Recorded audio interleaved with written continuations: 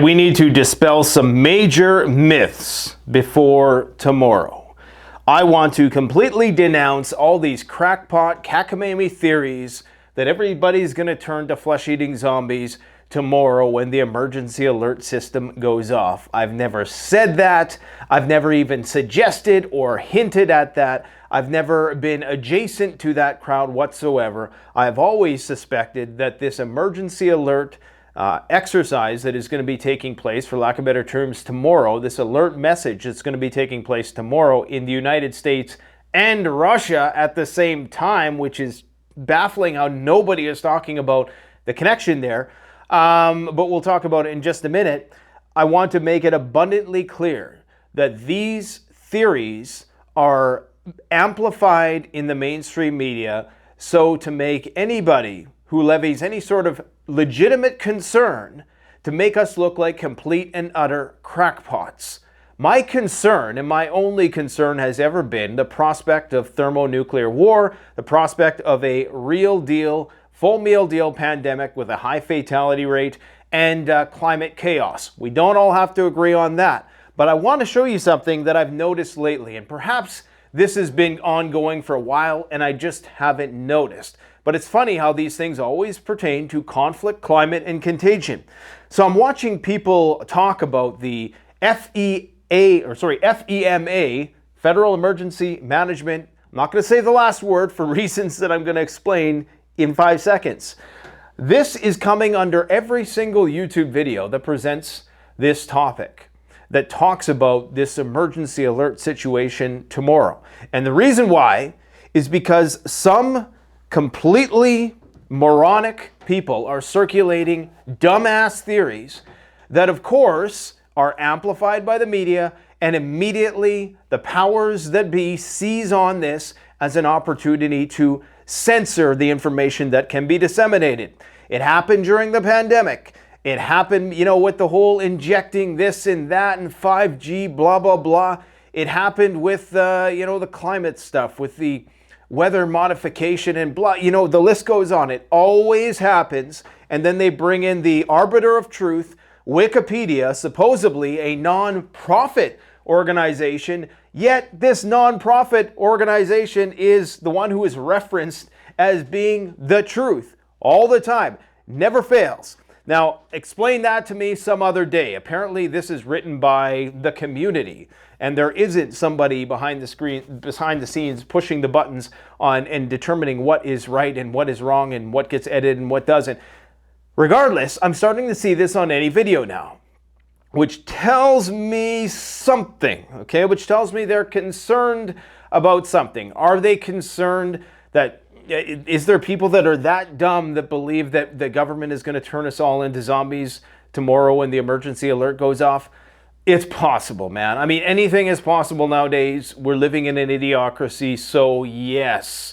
I mean, when you go and you watch those videos of people who are, ask the most obvious questions, where is Ukraine, or do you support Ukraine and everything and blah, blah, blah, and they can't find it on a map, and they point to like Australia or something. I mean, this is a real thing. It's a plague on our nation, but at the same time, I don't think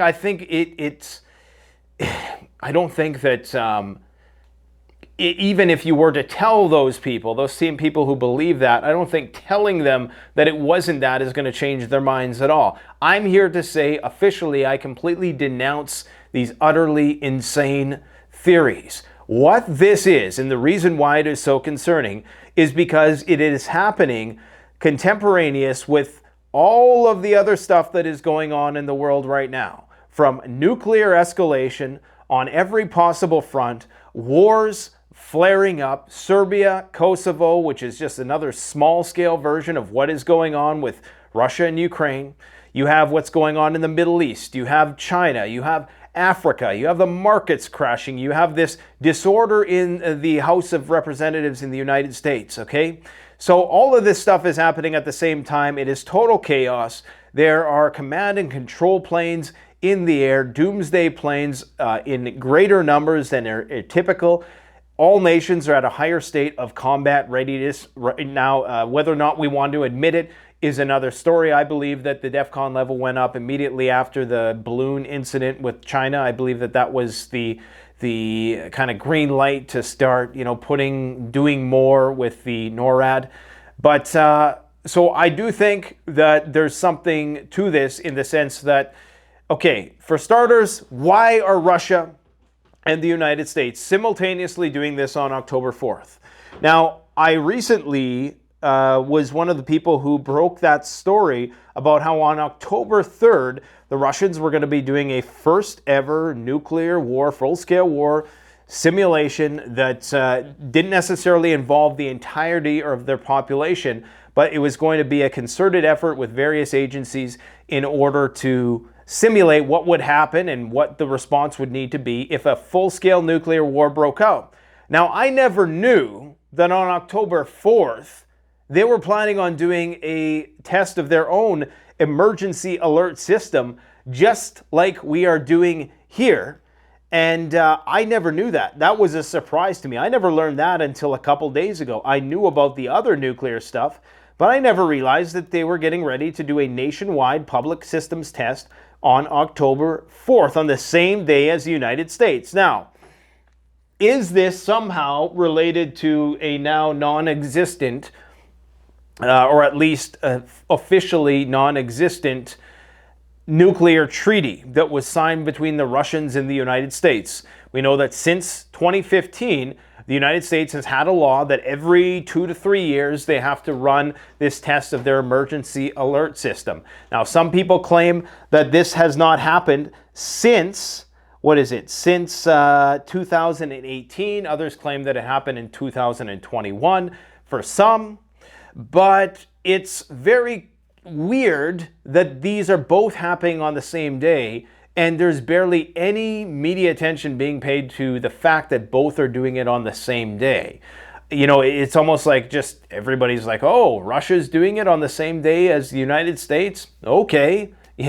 People are so caught up in the idea that, this might be zombie land or whatever, or debating why it's stupid, which is what it's eventually going to be, which is why they have to put these public disclaimers on there. And it's the exact license they need, the powers that be need, to go in there and just completely regulate and monitor the internet. They love hearing those wild theories so that anybody who questions anything about the whole thing just gets immediately lumped in, because they know most people, they're busy, they're going about their day. They hear about the emergency alert stuff. Oh, you mean that conspiracy stuff I heard about the zombies? Yeah, those people are so stupid, right? And they just go on their merry way, right? And then when nothing happens, obviously, because that's not going to happen, they're going to be like, oh yeah, see, you conspiracy theorists talking about World War III or whatever. They'll lump it all into one basket, okay? That's the concern. So when you see these disclaimers under videos, that's definitely top down, and it's only for big issues. Now, I don't know, I'm probably guessing that this has been happening long before this most recent debacle with respect to conspiracy theories associated with the emergency alert system. But, it's the first time I had seen it. I actually seen it on a fellow YouTuber's video, Green Greg's, but he accidentally spelt it wrong. He put FMEA, and I wrote a comment on his video, and I said, wow, you really kind of dodged a bullet there, probably unknowingly. Actually, I originally thought that he might have done that on purpose, because he was aware of this, to try to, as a bit of a workaround, to kind of take the moderator's eyes off. Not that that guy has anything to worry about, because everything he says is rooted in scientific fact. He does a lot to dispel a lot of nonsensical theories that somehow get into the preparedness community. And it's not surprising. You're going to find these theories everywhere, okay? But this is the headline they love. No, October 4th National Emergency Alert Test won't turn you into a zombie. They want you to think about that, and not the fact that this is happening in the current geopolitical climate that we're in, okay? In a geopolitical climate where the head of the German military today came out and said that we need to prepare for war with Russia. Nothing really new, because the UK and Germany have been saying that for some time. You have NATO fortifying all of the border countries, the Baltic countries. We talked about what's going on in the Black Sea. You had an emergency meeting take place in Kiev where 27 of the EU leaders, of the EU foreign ministers, I should say, descended on Kiev at the same time, the first time this has ever happened, just a day ago, and nobody is talking about it, okay? This is commonly known about stuff. It's on Al Jazeera. European foreign ministers have meeting in the Ukrainian capital of Kiev. A couple days ago, I released a video saying that there was something going on in Lublin, Poland. It appears as though that all of those ministers were convening in that region to be shuttled off by train to Kiev to talk about whatever. So you have this disarray in the House of Representatives. Is that going to benefit Ukraine? Is it not? Is it going to just lead to a government shutdown? And if it does that mean that there's a plan B in the books? Now, if you don't think there's a plan B, you remember when Joe Biden said, what was it, like probably 2 years ago or something like that? I think he said something along the lines of, when asked about Nord Stream, if Germany or if Russia invaded Ukraine, that Nord Stream would cease to exist. It's public record, it's open, it's out there, it's probably one of the most meme clips around in this space. And then what happens just a few years, after Russia invades, lo and behold, 6 months down the road, and Nord Stream is blown up. I'm not saying I have any evidence to suggest. Nobody really knows who exactly did it. People can talk about the benefactors, which are pretty obvious. Obviously, the people who sell liquid natural gas. Some people think the whole war is just about natural gas. And it may well be just about natural gas, military-industrial complex, but it could also have something to do with global finance. So my concern is, in the next 45 days, are they going to pull out a plan B? Is there a Gulf of Tonkin style incident that is on the horizon to try to push through some emergency powers or whatever the case, executive order? I don't even know how the American political system works. I don't know what power Biden has to override certain things. I presume as the president, he has more power in certain respects than our prime minister does, maybe not as much in others, but I don't know enough about the American political. I was just learning about it a lot today, in fact, with respect to how the whole pro tempore Speaker of the House, who happens to be more pro-Ukraine than McCarthy was, is now going to be in there until they can find somebody. Was this a 4D chess move by the Democrats to vote McCarthy out? I mean, who knows what is exactly going on? But my concern is that if they really want to ramp this up, maybe there's a plan B. And again, it's just a big maybe. To me, that is something that has legs. That is something which seems like a legitimate speculation in light of everything that has gone on, that maybe some special ops, can justify telling us some more noble lies to push us deeper into a greater conflict in the future, if they cannot reach any sort of agreement on Ukraine aid. Now, the narrative right now in and around Ukraine, it's important to note, is this. We're starting to see this a lot. Now, we got to remember what Biden said just a couple months before they left Afghanistan. We will never abandon the Afghanistan people, or something to that effect. Things are going great in Afghanistan. 1 month later, people are dangling off giant planes trying to fly out the country, okay? So when they say things like everything's going to be fine, Ukraine has our unwavering support, is this the exit? Okay, is this really the exit? Again, I don't know exactly what is happening here. I'm humbled to the fact that because I'm not on the front line, I don't know the back channel. I don't know why the United States and Russia are holding simultaneous emergency alert broadcast system things on the same day. I don't know that much, and nobody's talking about it. So how could I possibly be able to see through the fog of war when it's so thick? I don't think anybody can. And from what I tell, I subscribe to an equal amount of pro-Ukrainian and pro-Russian channels on multiple platforms, because I try to get the most accurate, objective view of things as I possibly can. And both sides have compelling arguments. Both sides really do have compelling arguments. That might sound strange to either side. Okay, and it's starting to look like on the surface, if I was just to look on the surface news information that's coming out, yeah, it looks like Ukraine isn't doing that well at all and is possibly on the brink of collapse. However, we also know that the Western, all this talk about we're running out of ammo, they haven't even started giving them the really long-range weapons yet. What are they called? The JDAMs or JSAMs or whatever they are. They haven't even, we're still on the level of should we send ATACMS? Well, they've already approved ATACMS. But there's a lot of tools in the toolbox that have yet to even be deployed in this conflict. So to act as if, okay, maybe Ukraine's on the back foot, but maybe they want it that way. Maybe this whole media campaign in the last couple days that West is running out of ammunition, which is insane because that's what we were saying about the Russians a year ago, and nobody seems to care anymore. We have such a short-term memory. We're so easy to manipulate. But what if this is all just a ruse? And I really don't think that our leaders are this smart at this point. I think they're just shooting from the hip. I mean, you would have thought, okay, maybe Afghanistan was a 4D chess move when Biden said, things are going to be great. But it just seems like they're flying by the seat of their pants. They don't have a long-term plan. I'm inclined to think that, however, in this case, that there may be something to this, because I've heard multiple theories. I've heard conflicting theories. And you can't just accept the Russians' numbers at Rybar that 500,000 people have been. So their numbers are starting to become as inflated, if not wildly more inflated than the Ukrainian numbers. And maybe there's some truth to both sides. I don't think it's as severe as both sides are saying because, again, think about the hospital overwhelm during the pandemic.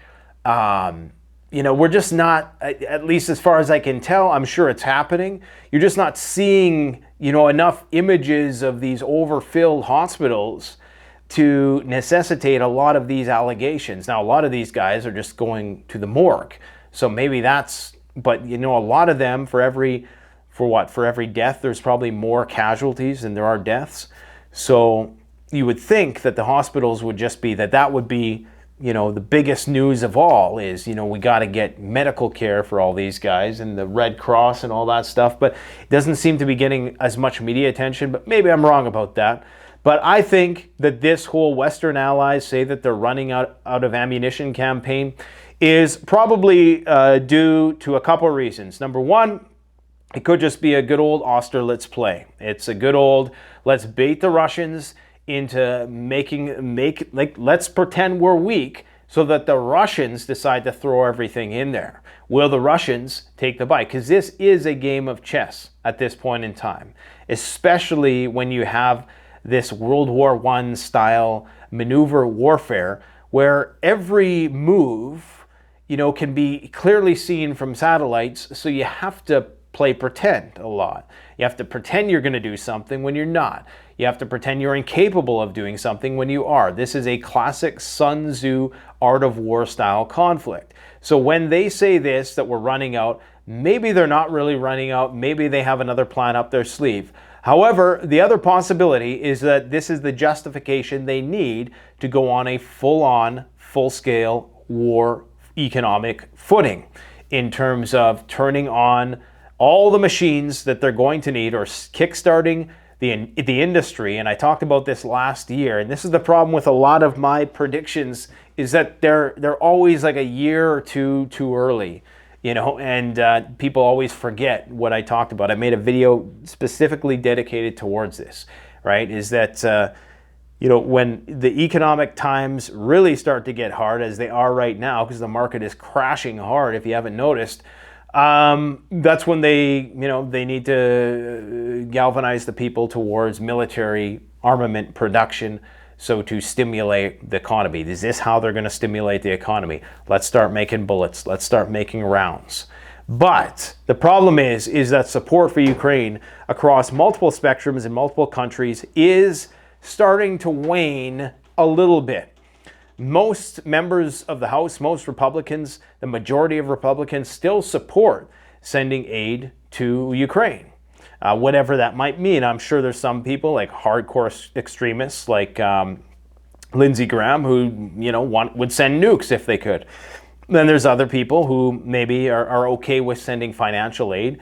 But eventually it's going to get to the point where it's either going to become cost prohibitive to continue the attritional war, and they're going to have to ratchet up the tension. They're going to have to up the ante. They're going to have to just say, okay, we're going to extend the nuclear umbrella over Ukraine because this conventional war is starting to bankrupt everybody, except, of course, the military-industrial complex who decided to meet with Zelensky the other day. And you know, the funny thing about how, I'm going on tangents here, but the funny thing I noticed, and just an observation before I forget, and remember where you heard this first, it's funny how they get Zelensky in these military fatigues to make it look real and authentic, and at the same time, they employ this large video production team to get all these crazy cinematic angles and stuff. Like, those two things don't line up. So I posted a comment on Zelensky's Twitter and I just said, look, you know, people would buy this more if you just shot these videos on your cell phone.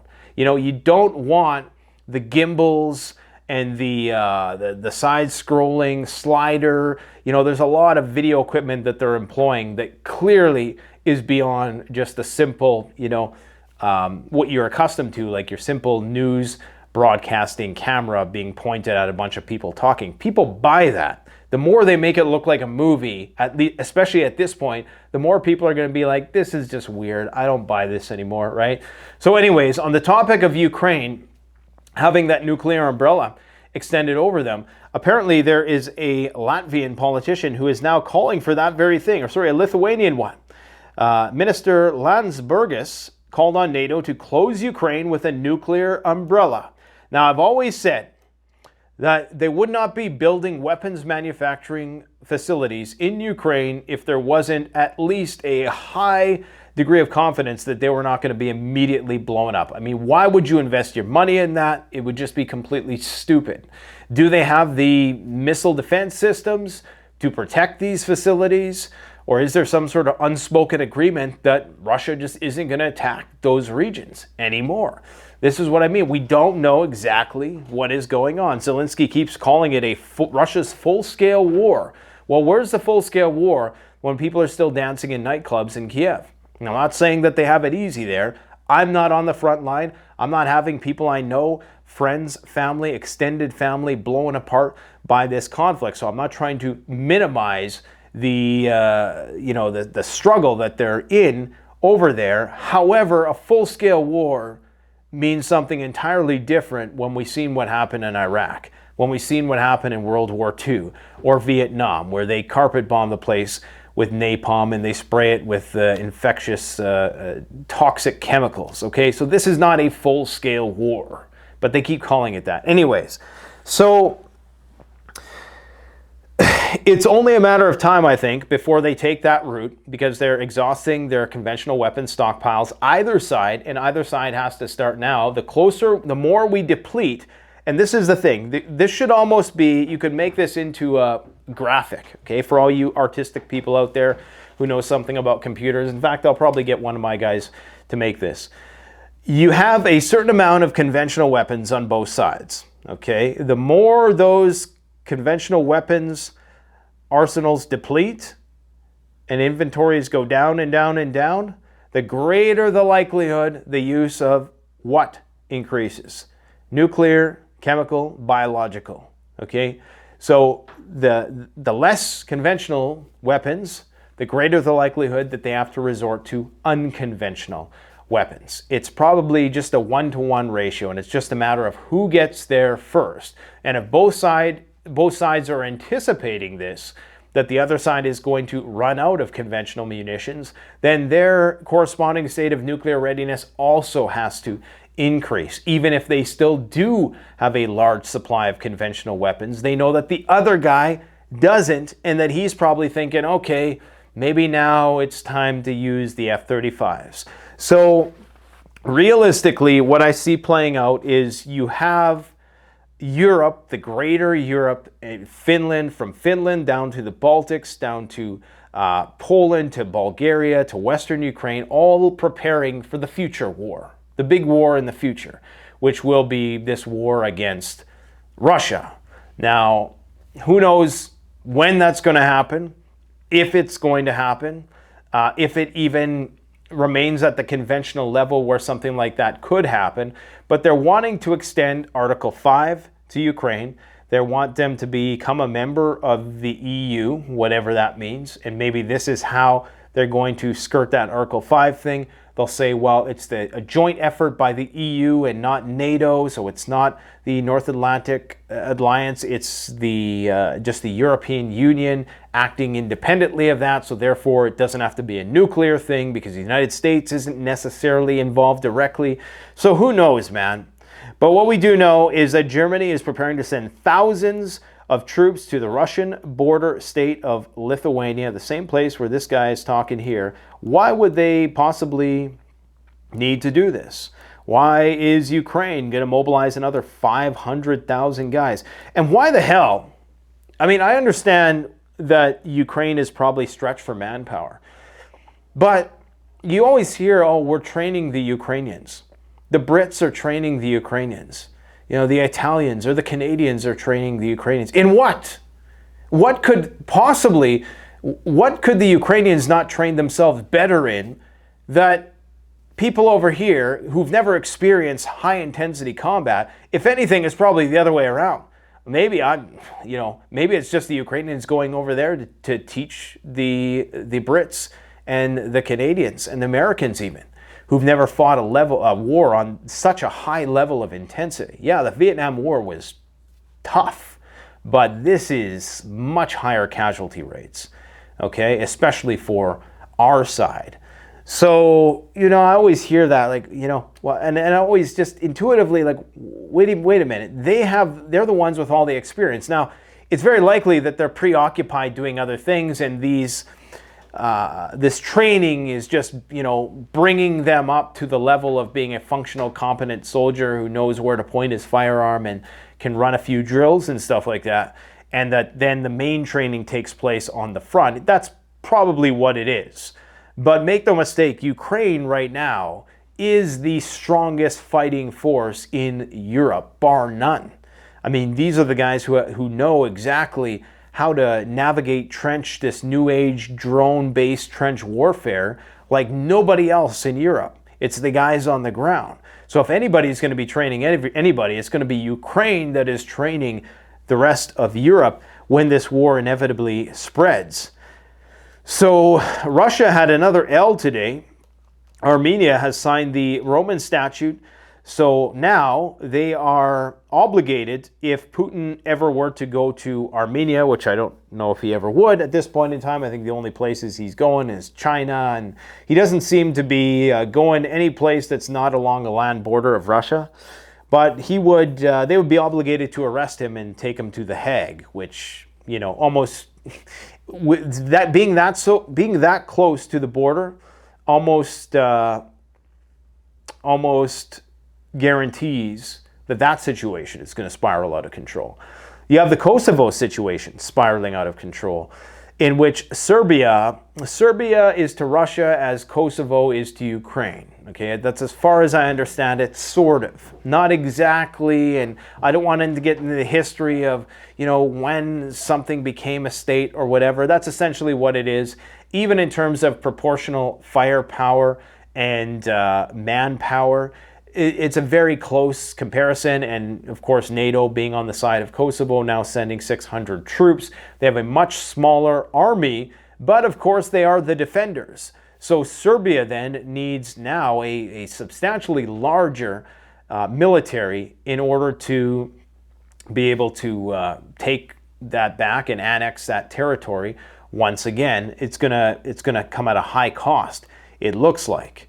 So you have all these wars just flaring up all over Europe right now at the same time, and it doesn't look good. If this economy continues to tank, that's not going to be good for anybody. Every time you hear that the economy is getting worse, when the economy is getting better, even if it is just people who have FOMO and they're putting their money in the markets because they don't know what else to do and it's not real and the price to earnings ratios are sky high and unachievable, at least not for the next 20, 30 years. Even that is a bit of a hedge. It insulates us against the prospect of the war getting much worse, because when people were making money and when trade is growing across borders, armies don't have to cross borders. But now that the market is crashing like crazy in the past couple weeks, that's very concerning, because that just puts strain on everybody. The people in countries start to get riled up, they start to protest. You know, countries, that puts pressure on politicians who have to be perhaps more hawkish in certain respects, more aggressive in their negotiation. So it creates more conflict. Scarcity that comes from economic austerity leads to an intensification of conflicts all over the world. Right now, the US dollar index is flying high. And if you're wondering why the price of gold is down, I do not look at the price of gold at all. And I know there's some people, you'll buy gold at, like, maybe you bought gold at $2,100 this year and you're thinking, oh man, I lost 10%. But you didn't lose 10%, because the time when you actually bought the gold, the dollar was just worth approximately more or less 10% less. That's all there is to it. And we know that the prices of gold are artificially suppressed. I think there might be an affiliate gold link in my description, but it's nothing that I make any money off of, to be brutally honest. And I've made a small amount of money off that in the past, but gold margins are so small anyways that it's nothing. For me, I don't even know how companies stay in business doing it. But it's something that I put there because I want people to be diversified, but I'm not like one of these gold bug people who at the beginning of every show, it's like buy gold and silver here and blah, blah, blah. But it's a sensible thing to do, especially if you watched our video with Rafi Farber. He's going to be coming back. He breaks down how gold is undeniably at the core of our financial system. No matter how much they try to deny it, no matter how much they try to associate it with conspiracy theory, I wouldn't be surprised if in the not so distant future, you know, instead of having a I'll just say it, FEMA. Okay, there we go. Now the algorithm's going to put one of these below my video. You're going to have something like U.S. Treasury Department, or, you know, something like that, right? And that's when you know things are going to get hot. That's why I'm very concerned by this, because it's almost a signal, because you've seen this right at the beginning of the pandemic, right? This is what they put on there, because maybe some people like myself were saying things that got people to think a bit more critically, so they amplify those morons in their crazy nut job conspiracy theories so that they can have justification to come in and crack down. Please do not circulate that crap.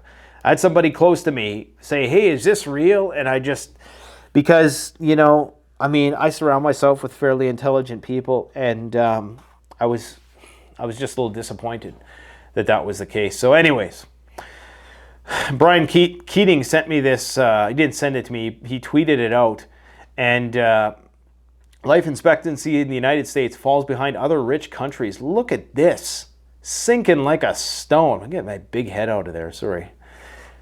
Sinking like a stone, man. Like just bam. What the frick happened? I mean, look at that. There's a gap of nearly 10 years between Japan and the United States. Wow. Speaking of emergency alerts, if you're in Canada, we're going to be having one of those emergency alert things on November 11th. And we've had them here all along. Okay, we've had them, I think, twice a year. November 15th, I believe, is going to be the next time the emergency alert system goes off here. I'm not overly concerned about it. It is what it is. What I am concerned about is the increased attention and lack of attention at the same time by the government towards civil defense. Or let me rephrase that. The attention towards the potential for emergencies and the lack of real tangible progress made on civil defense. So they're not building any more bunkers. They're not putting a bunch of food away for us. They're not putting more missile defense in and around the capital cities. Canada is completely screwed if it goes down, especially in wintertime. But that's what it's going to be. It's just going to be a national test. The national test will help ensure that wireless emergency alerts And the emergency alert system continue to be effective ways to warn the public about emergencies, particularly those on the national level. So on its face, as a prepper, this is a good thing. This is what you would want. You would want the government to notify you if the shit was going to hit the fan. But unfortunately, when they do notify us, it's either going to be too little or too late, or it's going to be for the purpose of crowd control and, just making sure that we don't congest the roadways, the airwaves, and the airways in ways that might impede continuity of government. That's all there is to it. And, in the grand scheme of things, if you want your country to survive, you have to be willing to make some concessions and sacrifices. I personally would never depend on my country or my countrymen for my well-being under those set of circumstances. That's why I'm a prepper. I don't expect the government to have a bunker for me somewhere. Now, there might be some people who are just getting by. We released a bunker video today which talked about an Anderson shelter, which would be a formidable fallout shelter. It's certainly not going to withstand a direct nuclear blast. I mean, not much will. But, it's a corrugated metal and sandbags. That's all it is. You can do a hell of a lot with sandbags. So, I don't know why they're not encouraging people to just stockpile some sandbags, and if most people got sand in their yard. Yeah, it takes some work, and how much time are you going to have to fill the sandbags? Whatever. It's something. Most people have a little garden somewhere. You can fill it with earth, and that will basically attenuate the radiation, and it should be 3 feet of earth, okay, because not everybody's going to have a below ground basement. Some of those basements stick up above ground. So, there's ways to do this, but if you get yourself an Anderson shelter, or if you can make one, they're pretty easy to makeshift. I think during World War II, the Brits made something like 3.5 million. One for most inhabitants who had a house, probably just the rich people. But there's things you can do, okay? And so what I'm trying to say is people are going to say I'm apologist for the government's lack of preparedness, especially when compared to Moscow, where apparently for their alert system, the alert that they're going to get is how to direct them to the nearest bunker, because their population actually cares about them there. They share some kind of affinity with their people, I guess, that we just have lost here in this melting pot disarray of cultures and ideas, which is great. Don't get me wrong. It's one of our strengths. It's also possibly our Achilles heel when it comes to long-term continuity of government. Authoritarian governments will prevail in the apocalypse. That's all there is to it. And we're going to have a bit of an authoritarian learning curve when martial law is imposed. It's probably not going to go so well. Okay, when World War III hits, I guarantee you, there's going to be that guy who thinks that, it was just, it was all a hoax. And, people will be dying in their nuclear shelters, right? Puking, their guts and their hairs falling out. And they're going to be talking about how their government, that this was a false flag or something, right? So, look, I'm not making any apologies for our government's lack of civil defense. And when I say our governments, I mean North America, Canada, United States, we're in the same boat. But I don't depend on them for shit. Why would I depend on them? I mean, look at what is happening right now. Why would you ever depend on these people for anything? I mean, they're just doing what they got to do. They are not going over and above in any respect whatsoever. Okay, so you're going to get a presidential alert says this is a test of the National Wireless Emergency Alert System. No action is needed. It's also going to be broadcast on the radio and television. I don't know how that works with digital television now. If it's like if it comes across on any, like if you're watching Netflix, I'm sure it's going to come on the screen. But I have something that I want you guys to do, and I probably should have said this at the beginning of the video. I actually intended to, but I forgot. I'm just rambling in all different directions. I want you guys to do me a favor and make note of where you are when you get the alert. And just ask yourself, if this was real world, if it was real world, would you be able, or what would you do in that situation? How ready would you be in that situation? And I know the time that it's supposed to happen, but I'm not going to say the time. Now that I said that, you're all going to go out and look and see when it is. when it's going to happen. But there's something to be learned from the spontaneity of it, because, you know, you might be stuck in traffic and you get that emergency alert. You might be in the grocery store standing in line. You know, you might be having an argument, road rage incident. I mean, you never know what's going on, but just take note of where you are and how ready you would be, and whether or not, if it was real world, how quickly could you spring into action? What would your set of circumstances be shortly thereafter? Okay, so use this as a learning exercise.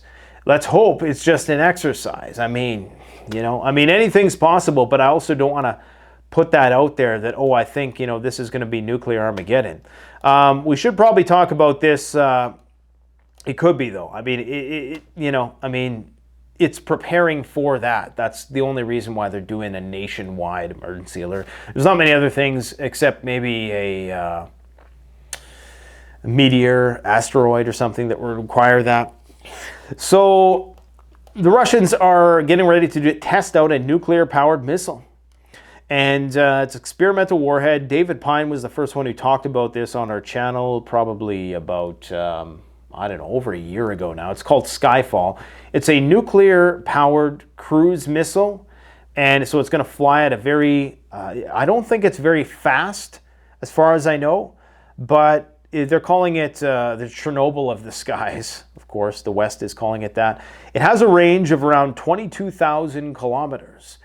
Now, interestingly, because it flies slower, okay, it can actually stay up in the air a lot longer. So they're saying that this has the potential to possibly stay up in the air for around 14 days. And this is something that can fly low. It can use a circuitous route, which minimizes detection by radar and air defense. So it can change directions. And I guess it just has a low radar signature. Angular design minimizes radar signature. So they're working on this just to, you know, try to have full-scale strategic dominance. And people are concerned that that's what's going on in Novaya Zemlya. Now, the question is, does this constitute a nuclear test if they actually put nuclear fuel in it? They've done this test multiple times before, but I don't know if they've ever actually used nuclear fuel in the missiles that they've tested. If they do use nuclear fuel in it, is it a violation of some now defunct, non-existent treaty? That is the question, okay? Any other pieces of news we need to discuss? Oh, this is interesting. NATO is concerned about the disappearance of 20,000 PMC Wagner fighters. Where did they go all of a sudden? They just disappeared. A 20,000 strong group of Wagner fighters stationed in Belarus disappeared from the field of view of the collective West, a report from the Ukrainian military intelligence has said. NATO satellites could not detect the movements of PMC personnel and their military hardware in places of their permanent deployment in the Republic of Belarus.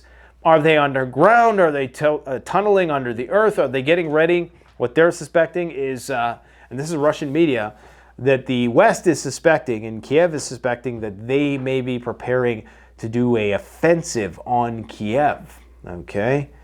So that's what they think. And it's going to be led by Prigozhin's son.